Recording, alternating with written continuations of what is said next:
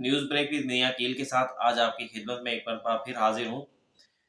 दो अहम खबरें सुप्रीम कोर्ट से और साइफर केस के हवाले से क्योंकि सामने आई थी, इसलिए आज मुझे दूसरा वीलॉग रिकॉर्ड करना पड़ा।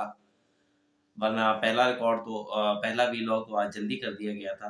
दोनों खबरें अहम थी। दोस्त और जो मेरे नाजरीन हैं वो इस खबरों के बारे में जानना चाह रहे थे, तो इसलिए मैंने सोचा कि फ़र्दन फ़र्दन मुख्तलिफ लोगों को बताने की बजाय बेहतर है कि वीलॉग कर दिया जाए, ताकि ये तफ़सीलात आपके साथ शेयर हो जाए।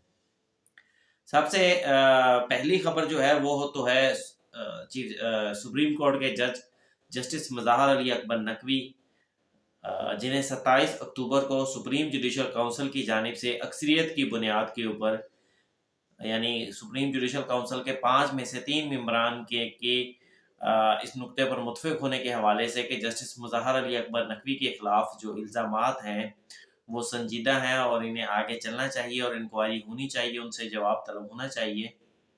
इस इत्तफाक पर जस्टिस मुज़ाहर अली अकबर नकवी को एक शोकाज नोटिस जारी किया गया था, जिसे सुप्रीम कोर्ट के सुप्रीम जुडिशल काउंसिल के रूल्स के मुताबिक 14 दिन के अंदर उसके ऊपर जवाब मांगा गया था। तो आज 10 नवंबर को वो 14 रोज़ ख़त्म हो रहे थे। तो जस्टिस मुज़ाहर अली अकबर नकवी की जानिब से बजाय इसके कि उन जवाबात का, उन इल्ज़ामात हैं उनका जवाब दिया जाता, उन्होंने एक नया बखेड़ा खड़ा करने की कोशिश की है, जिसमें उन्होंने सुप्रीम जुडिशल काउंसिल की तश्कील, यानी इसके 3 लोगों के ऊपर एतराज़ात आयद कर दिए। फिर शो का नोटिस जो जारी किया गया उसको चैलेंज किया कि वो कानून के मुताबिक नहीं है। फिर इसके साथ उन्होंने ये भी कह दिया कि जो 3 जज साहिबान हैं वो किसी न किसी हवाले से उनसे बायस रखते हैं।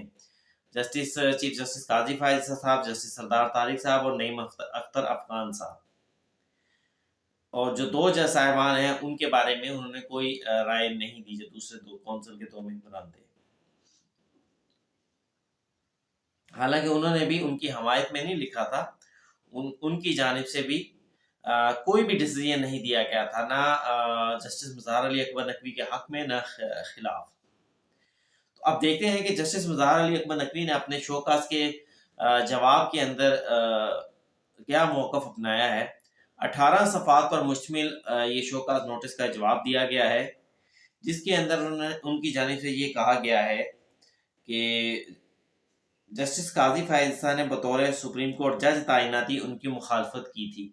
यानी उनका कहना यह है कि जब से वो सुप्रीम कोर्ट में आए हैं, चीफ जस्टिस काजी फायज़ जो अब चीफ जस्टिस हैं, उस टाइम बतौर जज और मेंबर जुडिशल कमीशन भी उन्होंने जस्टिस मुज़ाहर अली अकबर नकवी की सुप्रीम कोर्ट अपॉइंटमेंट को, सुप्रीम कोर्ट एलिवेशन को जो है उसकी मुखालफत की थी और इसके ऊपर पूरा एक नोट लिखा था। और वो नोट क्या था वो मैं आपको बता देता हूँ। वो जो मुख्तलिफ मीडिया रिपोर्ट्स हैं उनके मुताबिक, क्योंकि जस्टिस मुज़ाहर अली अकबर नकवी के हवाले से बहुत सारी बातें जो हैं वो ज़बान ज़द-ए-आम हैं, जिनमें ये बात भी है कि जस्टिस मुज़ाहर अली अकबर नकवी जो है फाइनेंशियल इश्यूज़ के हवाले से वो क्लियर नहीं है। फिर ये भी जस्टिस काजी फायज़ साहब ने एतराज़ उठाया था क्योंकि जस्टिस मुज़ाहर अली अकबर नकवी उस बेंच के सरबराह भी थे, उस 3 रुकनी बेंच के सरबराह भी थे, जिसमें अब मौजूदा chief justice Lahore high court justice अमीर भट्टी साहब भी शामिल थे और तीसरे जज साहब जो थे वो रिटायर हो चुके हैं। तो उस बेंच के सरबराह भी थे जिन्होंने परवेज़ मुशर्रफ की खुसूसी अदालत के ट्रायल को इलीगल कर दिया था और पूरी खुसूसी अदालत को इलीगल करार दे के ख़त्म कर दिया था और उसकी तमाम कार्रवाई को भी ख़त्म कर दिया गया था। फिर उन्होंने पहला एतराज़ तो ये उठा दिया चीफ जस्टिस काजी फायज़ साहब के ऊपर। फिर उन्होंने कहा कि जुडिशल कमीशन के इजलास के मिनट्स जो इसमें जस्टिस काजी फायज़ साहब ने एतराज़ किया था वो मिनट्स मुझे नहीं दिए गए और मैंने 3 बार उसके लिए रिमाइंडर्स लिखे, लेकिन उन रिमाइंडर्स के बावजूद मुझे ये कह दिया गया कि जुडिशल कमीशन के जो मिनट्स होते हैं वो जारी नहीं किए जाते, इसलिए वो आपको नहीं दिए जा सकते। फिर साथ उन्होंने मजीद ये कहा कि जस्टिस सरदार तारिक ने मेरे हवाले से जुडिशल कमीशन का इजलास बुलाने के हवाले से पहले ही खत लिख चुके हैं। अब जस्टिस सरदार तारिक साहब ने देखें, ये बात किसी से भी अयान नहीं है कि साबका चीफ जस्टिस उमर अताब बंदयाल साहब जो थे वो जस्टिस मुज़ाहर अली अकबर नकवी के हवाले से सॉफ्ट कॉर्नर रखते थे, इस हवाले से उन्होंने अपनी सुप्रीम कोर्ट प्रोसीडिंग के दौरान भी कहा था कि मैंने जस्टिस मज़ार अली अकबर नकवी को अपने साथ इसलिए बिठाया ताकि मैं मैसेज दे सकूं। मतलब ये था कि मज़ार अली अकबर नकवी साहब के साथ खड़े थे। और अब जो बज़ाहिर सीनियरिटी वाइज देखें जाए, आइंदा जो चीफ जस्टिस हैं तो एजाजुल एहसन साहब, उनके भी मज़ार अली अकबर नकवी साहब के साथ बहुत अच्छे ताल्लुकात हैं। हालांकि जजेस को ये मैसेज तो नहीं देना चाहिए कि मैं इस जज के साथ खड़ा हूँ और मैं नहीं खड़ा हूँ। जो आइन और कानून कहता है उसके मुताबिक फैसले करने चाहिए। बहरहाल अब बात यह है कि उमर ता बंदयाल साहब ने अपने रिटायरमेंट से कबल जस्टिस सरदार तारिक साहब को जो कंप्लेंट्स थी मज़हर अली अकबर नकवी साहब के खिलाफ, उनके ऊपर राय देने के लिए वो कंप्लेंट्स भेजी। अब जस्टिस सरदार तारिक साहब ने उनके ऊपर, क्योंकि दरमियान में छुट्टियां भी आ गई थी, ओपिनियन नहीं दी। फिर जस्टिस सरदार तारिक साहब ने ओपिनियन जो दी वो अल्टीमेटली बंदयाल साहब के रिटायरमेंट के बाद आई, और जिसके बाद अब ये कार्रवाई बाकायदा शुरू हो गई है। तो उनका कहना यह है कि सरदार तारिक साहब ने एक तो मेरे हवाले से कंप्लेंट्स नहीं, फौरी तौर पर उनके ऊपर 3 माह तक जवाब नहीं दिया, उनको दबाए रखा और चीफ जस्टिस के रिटायरमेंट का इंतजार किया। तो और फिर दूसरा साथ उन्होंने एक और इल्ज़ाम भी लगाया है कि अभी सुप्रीम कोर्ट में जो नए जज साहब आए हैं सिंध से, chief justice Sindh high court, उनके जिस दिन ओथ टेकिंग थी, उस ओथ टेकिंग के दरमियान जस्टिस सरदार तारिक मसूद साहब ने कोई जस्टिस मज़हर अली अकबर नकवी के खिलाफ कुछ इल्ज़ामात या कुछ ऐसी बातें की हैं जो कि नहीं होनी चाहिए थी। ये बहरहाल उन्होंने कुछ यूट्यूबर्स को, कुछ सोशल मीडिया के लोगों को सुनकर उन्होंने ये चीज़ कोट कर दी। हालांकि मैं भी वहां पर था। ऐसी ऐसी कोई भी बात वहां पर नहीं हुई थी। सरदार तारिक साहब ने मज़हर अली अकबर नकवी साहब के हवाले से ओपनली कुछ भी नहीं कहा था। हाँ, एक दफ़ा मैंने खुद उनसे भी पूछा था कि सर, मज़हर अली अकबर नकवी के खिलाफ आप ओपिनियन क्यों नहीं दे रहे? तो उन्होंने कहा भाई मैं छुट्टियों पे हूँ, जब मैं छुट्टियों पे हूँ तो मैं कोई काम नहीं करता। तो बहरहाल उन्होंने ओपिनियन नहीं दी। फिर जस्टिस मज़हर अली अकबर नकवी के जवाब के अंदर मजीद कहा गया है कि मजमूई तौर पर 10 शिकायत उनके खिलाफ हैं। 10 में से 9 शिकायत जो हैं वो ऑडियो लीक्स के हवाले से हैं। एक ऑडियो लीक्स आई थी परवेज इलाही साहब और मज़हर अली अकबर नकवी के गुफ्तगू की, उसके ऊपर ये 9 शिकायत जो हैं वो फाइल की गई हैं। अब जस्टिस काजी हुकूमत ने, वफाकी हुकूमत ने, जो साबका हुकूमत थी, उन्होंने एक कमीशन तश्कील दिया था जिसमें चीफ जस्टिस काजी फायद ईसा उसके सरबराह थे, नईम अख्तर अफगान उसके मेंबर थे, और साथ जो भी मौजूदा हाई कोर्ट के जो चीफ जस्टिस हैं मियां आमिर, वो भी उसके मेंबर थे। बहरहाल उसके ऊपर सुप्रीम कोर्ट ने, जो साबका चीफ जस्टिस बंदयाल साहब थे, उन्होंने फौरी तौर पर एक बेंच बनाया और उसके ऊपर स्टे दे दिया, कार्रवाई आगे चल नहीं सकी। अब वो कह रहे हैं कि जनाब, क्योंकि काजी फायज ईसा और नईम अख्तर अफगान, ये दोनों साहिबान उस ऑडियो लीक्स कमीशन के मेंबर थे, तो अब इनको मेरे खिलाफ इस केस के अंदर बैठना नहीं चाहिए। इसमें देखें, कानूनी तौर पर दो बातें हैं। अगर तो उन्होंने ऑडियो लीक्स के ऊपर कोई ओपिनियन दे दी होती, अपना माइंड क्लियर कर दिया होता, अपना माइंड डिस्क्लोज कर दिया होता, तो फिर तो यकीनी तौर के ऊपर आपका एतराज़ नकवी साहब का दुरुस्त था। लेकिन अगर उन्होंने कोई ओपिनियन नहीं दी और पहली प्रोसीडिंग और पहले ही नोटिस के बाद जो कमीशन तश्कील दिया गया था, उस कमीशन की कार्रवाई को रोक दिया गया, तो फिर ये एतराज़ नहीं उठता। मजीद उनके जवाब में ये कहा गया कि जुडिशल कमीशन जो है, उन्हें जिस तरह सरदार तारिक साहब को अपॉर्चुनिटी दी गई कि उन्हें आइंदा समात के ऊपर बुलाया गया, फिर उनके खिलाफ जो शिकायत कुनिंदा है उससे भी बुलाया गया और डॉक्यूमेंट्स भी तलब किए गए हैं, ये अपॉर्चुनिटी मज़हर अली अकबर नकवी साहब को नहीं दी गई। देखें, ये तो कौंसल की मर्जी है कि वो किस कंप्लेंट से कितनी इतफाक करती है या नहीं करती, शोकास करती है या नहीं करती। मैं अपने नाजरीन को एक वाक़या सुना देता हूँ। जस्टिस शौकत अजीज सिद्दीकी के खिलाफ एक तो पहले कंप्लेंट हुई कि उन्होंने अपने घर को जो है रेनोवेट करवाया है, जिसके ऊपर बड़ा उन्होंने इसको सुप्रीम कोर्ट में चैलेंज भी कर दिया, हेयरिंग्स भी शुरू हो गई। लेकिन एक दूसरी भी उनके खिलाफ हेयरिंग आई, जो कंप्लेंट आई वो जब उन्होंने तकरीर की थी रावलपिंडी बार के अंदर। उस तकरीर के स्पीच के दौरान पहली हेयरिंग थी, तो उनके वकील हामिद खान ने चीफ जस्टिस जो थे उस वक्त के साकिब निसार साहब, उनसे कहा कि भाई हमें इतना टाइम दे दिए कि हम इस सुप्रीम जुडिशल काउंसिल की कार्रवाई को सुप्रीम कोर्ट में चैलेंज कर सकें। तो उन्होंने उनसे एग्री भी किया। बकौल हामिद खान साहब ने मुझे ये खुद बताया था कि उन्होंने कहा जी बिल्कुल बिल्कुल आप करें, आपका जो राइट्स है आप उसको अवेल करें, हम आपको नहीं रोकते। उससे एग्री भी किया काउंसिल के मेंबर्स के सामने और उनसे कहा कि आप जाके सुप्रीम कोर्ट में दरखास्त दे दें।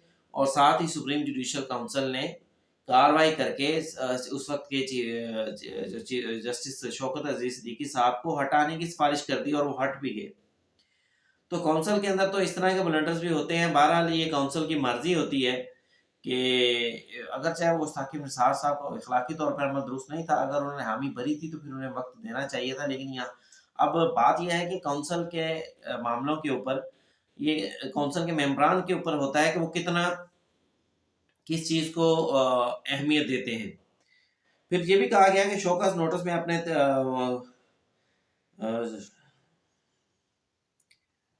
कि सुप्रीम जुडिशल काउंसिल के रूल्स के हवाले से चीफ जस्टिस काजी फायज था और जस्टिस सरदार तारिक दोनों ये कह चुके हैं कि सुप्रीम जुडिशल काउंसिल के जो रूल्स हैं जिनके तहत वो काम कर रही है, जिनके तहत वो चलती है, वो गैर आईनी है। तो अगर उन्होंने गैर आईनी रूल्स को कह दिया है तो इसका ये मतलब तो नहीं कि सुप्रीम जुडिशल काउंसिल जो है वो किसी भी जज के खिलाफ कार्रवाई नहीं कर सकेगी। तो आपका ये जो मौक़िफ़ है कि रूल्स गैर आईनी है इसलिए मेरे खिलाफ कार्रवाई नहीं हो सकती, ये मेरे ख्याल से तो ये दुरुस्त नहीं है। वरना फिर काउंसिल तो आप जब तक रूल्स नहीं बनेंगे वो किसी भी जज के खिलाफ कार्रवाई नहीं कर सकती, ना हक में ना खिलाफ। फिर उनके केस में ये भी कहा गया है कि जनाब शो कॉज नोटिस के अंदर जो है वो गैर संजीदा इल्ज़ामात लगाए गए हैं और इस हवाले से जो शवाहिद हैं वो भी साथ पेश नहीं किए गए। तो अब शवाहिद जो पेश किए गए या नहीं किए गए, 10 दरखास्तें आपके खिलाफ हैं, पाकिस्तान बार काउंसिल आपके खिलाफ है, मुख्तलिफ बार एसोसिएशंस की बार काउंसिल्स की दरखास्तें आपके खिलाफ हैं।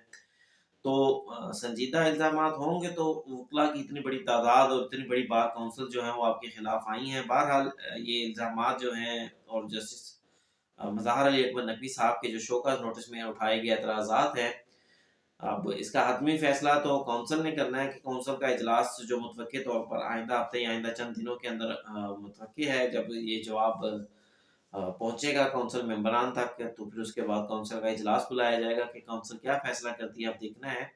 लेकिन वज़ाहत तो ये जो शोकॉज़ नोटिस के हवाले से मज़हार अली अकबर नकवी साहब ने एतराज़ात उठाए हैं और सुप्रीम जुडिशल काउंसिल और शोकॉज़ दोनों के ऊपर उन्होंने एतराज़ात उठाए हैं। वज़ाहत तो ये मेरे ख़्याल से उस तरह मुनासिब नहीं है कि उनको कानून की नज़र से उनको कोई अहमियत दी जाए। अब देखना ये है कि सुप्रीम जुडिशल काउंसिल इसके ऊपर क्या फ़ैसला करती है। दूसरी मालूमात नाज़रीन आज आपको बताया था कि सुप्रीम अडयाला जेल के अंदर साइफर केस के हवाले से समाअत नहीं हो सकी क्योंकि इमरान खान के जो वकील थे सलमान सफ्दर वो आज पेश नहीं हुए थे। तो इसकी कुछ इस समाअत की बाकी भी मैंने आपको बता दिया था कि 5-5 फैमिली मेंबर्स को आइंदा समाअतों के ऊपर जो है वो बैठने की इजाज़त भी मिल गई है। बड़ा हालनुमा जो अदालत कमरा है अब अदालत वहाँ लगेगी जिसमें 100 के करीब लोग जो हैं वो आ सकते हैं।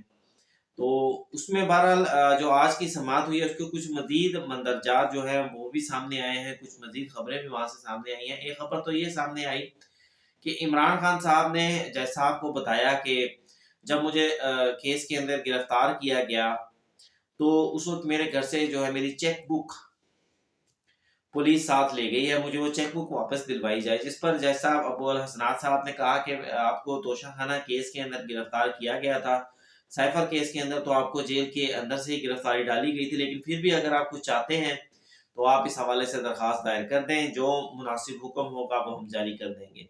फिर दूसरा जज साहब की जानिब से भी चेयरमैन पीटीआई से ये कहा गया कि आप अपने मुकला से कहें कि वो इस केस को संजीदा लें। आज वो वकला पेश नहीं हुए जिस पर इस हवाले से चेयरमैन पीटीआई इमरान खान जो थे वो आगाह नहीं थे। उन्हें जब जज साहब की जानिब से बताया गया कि आज आपके वकील पेश नहीं हो रहे तो इसके ऊपर उन्होंने हैरानगी का इज़हार किया और जज साहब की जो ऑब्जर्वेशन थी इसको उन्होंने इसके ऊपर उन्होंने हामी भरी कि वो अपने वकला से इस हवाले से बात करेंगे।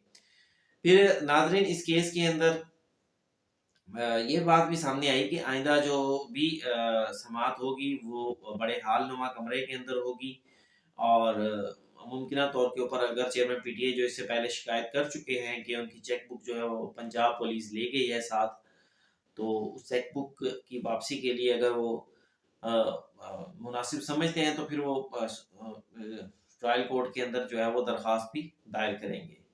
ये 2 आज की अहम खबरें थी जो मैं चाह रहा था कि अपने नाज़रीन के साथ शेयर करूँ। इसके साथ ही मुझे इजाज़त दीजिए। प्रोग्राम अगर आपको अच्छा लगा हो तो चैनल को लाइक कीजिएगा, सब्सक्राइब कीजिएगा, उसको शेयर भी ज़रूर कीजिएगा। इजाज़त दीजिए। अल्लाह हाफ़िज़।